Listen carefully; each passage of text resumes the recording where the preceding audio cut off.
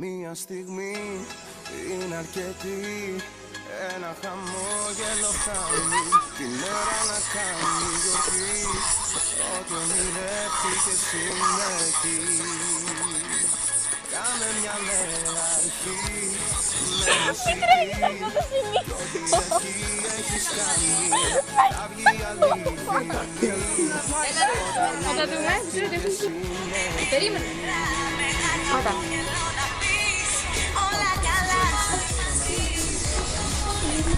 Αν θες ο λόγος να γίνει πράξη, αν θες ένα τρόπο να γίνει η αγάπη να σφίγγει τα μίξη, εγώ και εσύ μαζί να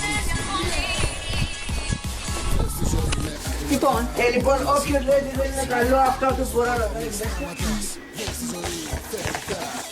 Εγώ δεν μπορώ εδώ πέρα. Για το καλό. Θα κάνω και... Μόνο το ποδόσφαιρο. Ξέρω.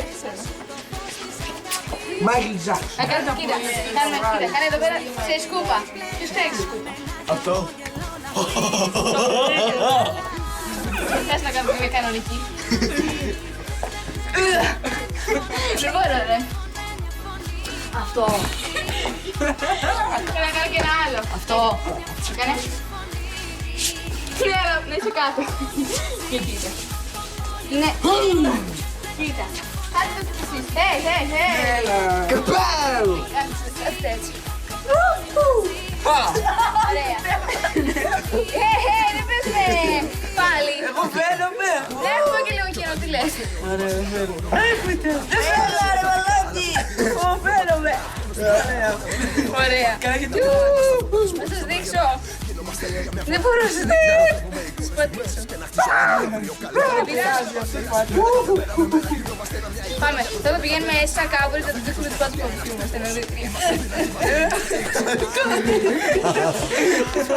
Δυο μας.